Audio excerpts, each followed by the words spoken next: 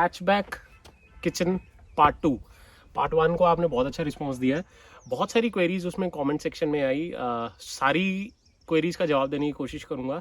सबसे पहली क्वेरी तो ये थी जो कि मेरी फैमिली से भी आई कि मैंने ये क्यों बनवाया है। काम तो पहले भी चल रहा था, पहले काम सिर्फ चल रहा था जिसके अंदर मुझे सामान बाहर निकालना पड़ता था, खाना बनाता था, धोता था, फिर अंदर रखता था, तो दिन में 3 बार ये करना पड़ता था, जिसकी वजह से बहुत हैसल होती थी। और अगेन मुझे शूट भी करना है ये सब, तो काम बहुत बढ़ जाता था।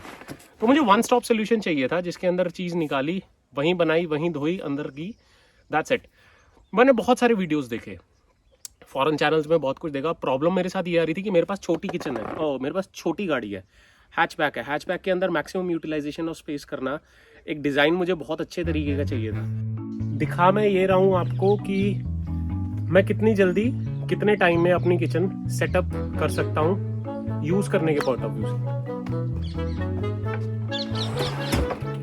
चैनल्स के थ्रू उसको बाहर निकाला।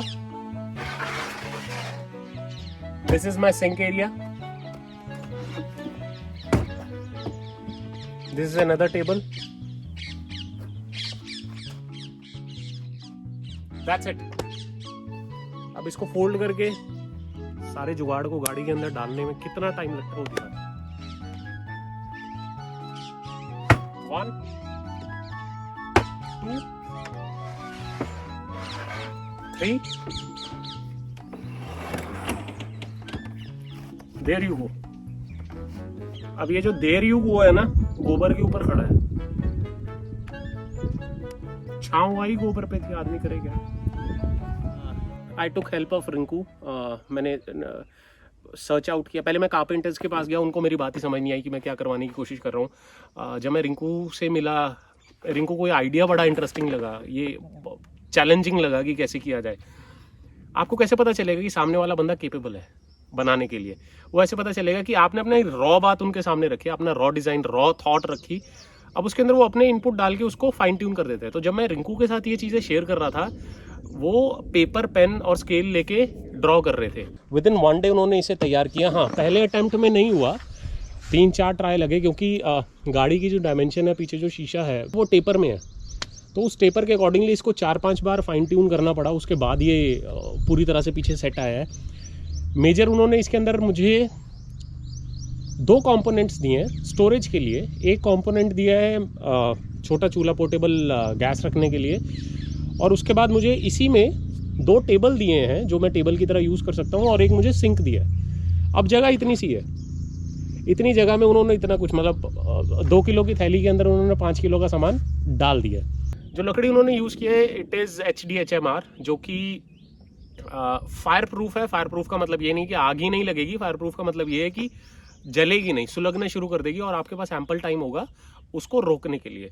Secondly, it is water proof, पानी ज़्यादा गिरेगा कोई प्रॉब्लम नहीं है, फूलेगी नहीं, फटेगी नहीं।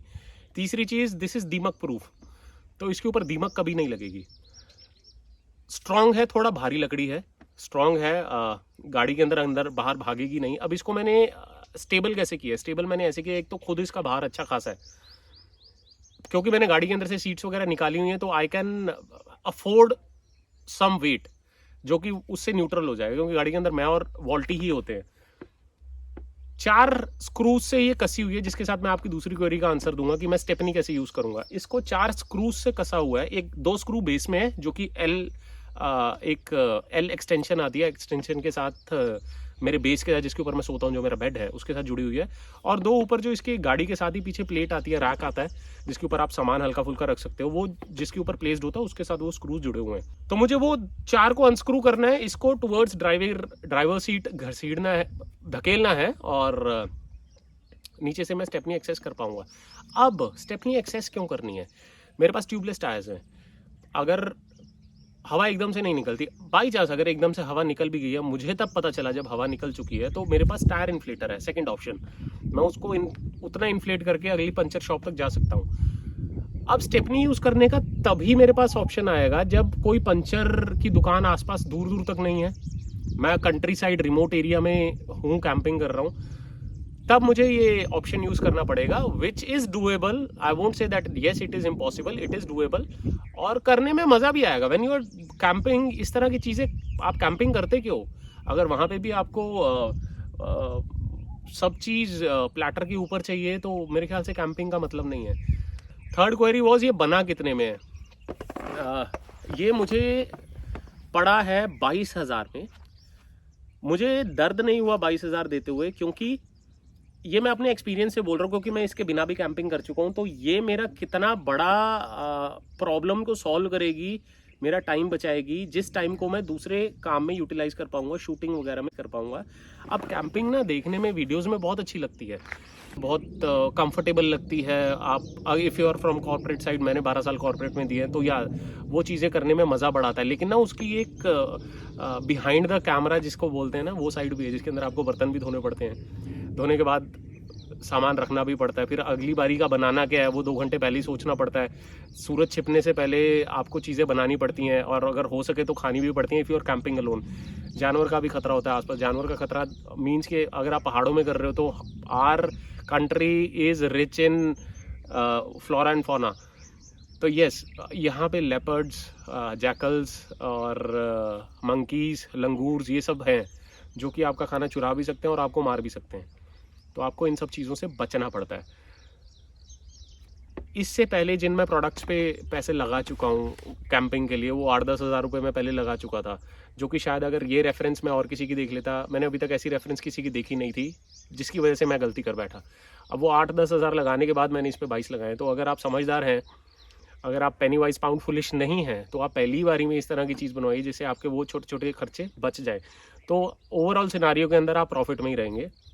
अब एक क्वेरी ये थी कि क्या ये अपना भार झेल पाएगा, क्योंकि इसका खुद का भार बहुत है। जब आप चैनल्स के ऊपर इसको बाहर निकाल रहे हो तो ये टूट तो नहीं जाएगा, चैनल्स खुल तो नहीं जाएंगे। मेरे ख्याल से 45 kgs एक चैनल बियर कर लेता है। तो 2 चैनल के सेट लगे हैं, 2 उससे आगे लगे हैं इसको एक्सटेंड करने के लिए। तो 2 मीन्स 90 kg ये सहार सकता है। और 90 kg का मतलब ये है कि 90 के 90 उस पर दे दो, वो टूट भी जाएगा, हो सकता है टूट जाए, वो मैक्सिमम उसका लेवल है, उसको उतना स्ट्रेस नहीं देना है।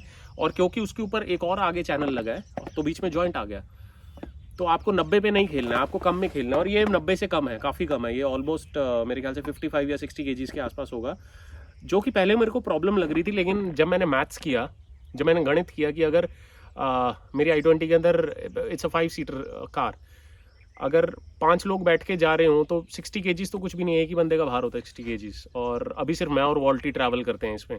तो yes, this car can manage it. और ये लगाने के बाद भी मैंने कुछ ऑफ रोडिंग तो नहीं बोलूँगा, पर स्टीप एरियाज़ में चलाई है और गाड़ी आराम से प्रॉपरली इसको खींच लिया। अब इसके बाद जो मेरे डैड की क्वेरी थी, मेरे डैड को नहीं पता था मैं ये क्या करने की कोशिश कर रहा हूँ गाड़ी के अंदर।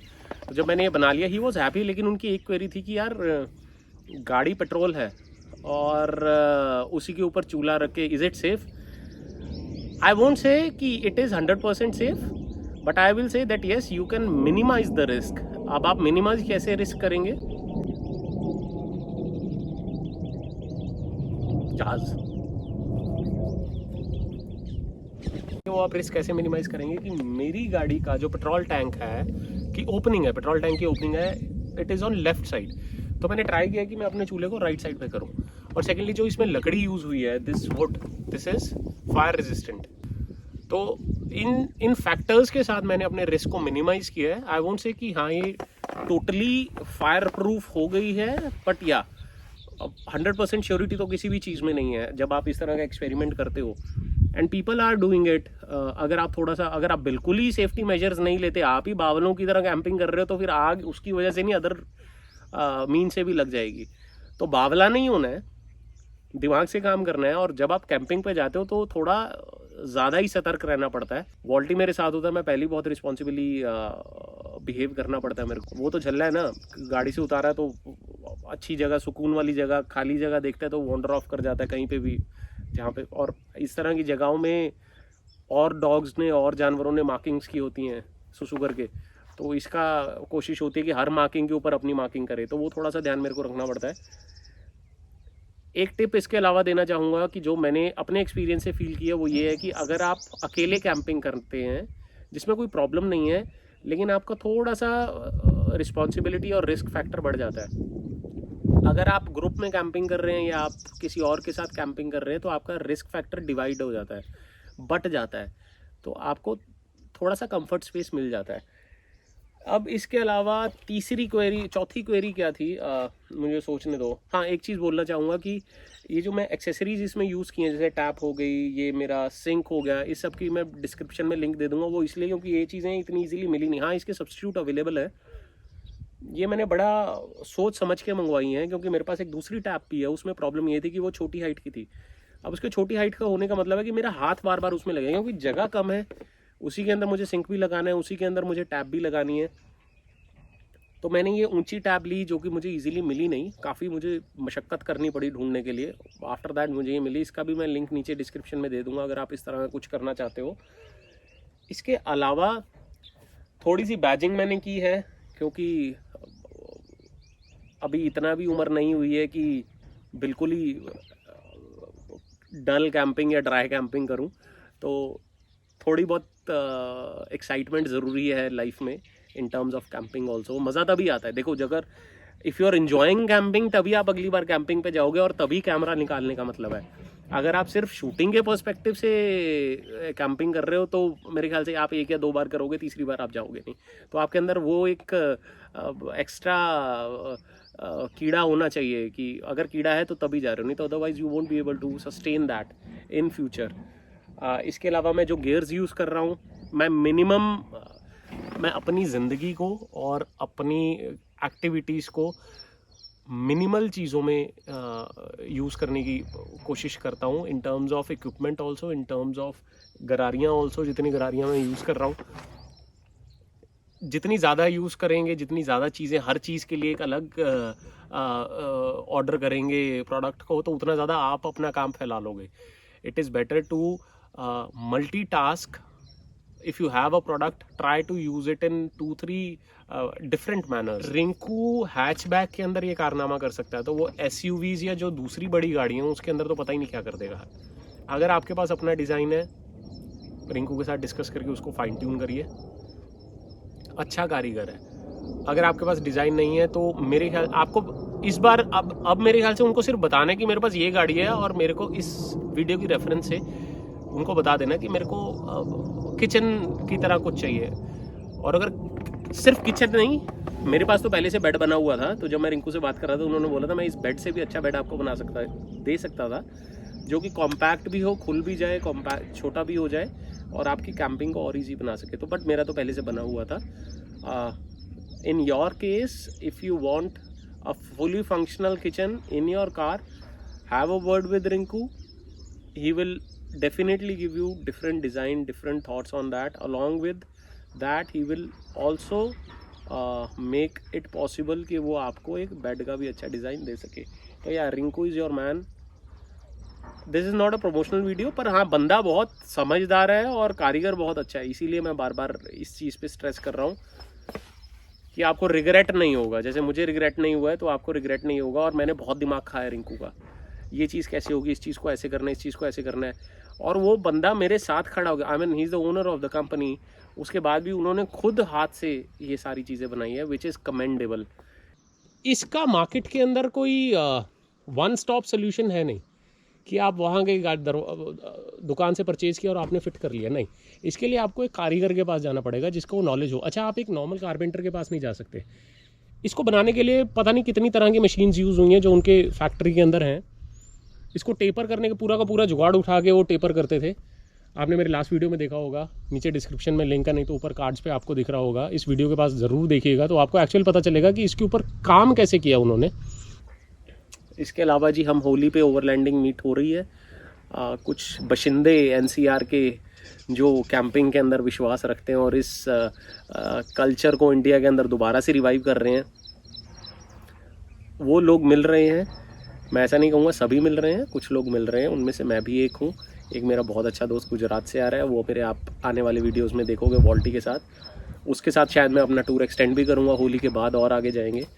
तो यार, दीज आर द थिंग्स। मेरे वीडियोस कैसे लग रहे हैं, मेरा एफर्ट कैसा लग रहा है, मेरा और वॉल्टी का हमारा एफर्ट कैसा लग रहा है, क्योंकि इस एफर्ट में पैसा भी जा रहा है मैं सीधी बात करूँगा, इस एफर्ट में पैसा भी जा रहा है, टाइम भी जा रहा है, मैं नौकरी छोड़ के ये कर रहा हूँ, तो मुझे आपके सपोर्ट की ज़रूरत है। और सपोर्ट ऐसा नहीं है, सपोर्ट मुझे in terms of feedback also, कि अगर ये सब देखने लायक नहीं है तो do tell me, be blunt. और अगर मैं सही रास्ते पे हूँ तब भी do give me that feedback as well, कि हाँ भाई साहब आप अच्छे रहे। क्योंकि क्या होता है ना, कभी कभी आपके ऊपर ग्लूमी फेज आता है, मेरे पे भी आता है, सब पे आता है, तब वो कमेंट्स होते हैं आपके, जो पॉजिटिव कमेंट्स होते हैं ना, जो आपको ट्रैक पे रखते हैं कि भाई साहब इधर उधर होना नहीं है, सामने सीधा निकलना है, सामने तेज चाल, वो वाला फील होता है। वॉल्टी तो बातें करता नहीं है, उसकी बातों में तो फिर या तो मैं छिल जाता हूँ या मेरे नील पड़ जाते हैं, वो इस तरह की बातें करता है। तो हाँ, लेकिन हम मैं बहुत इन्जॉय कर रहा हूँ, वॉल्टी बहुत इन्जॉय कर रहा है, and I want you also to enjoy.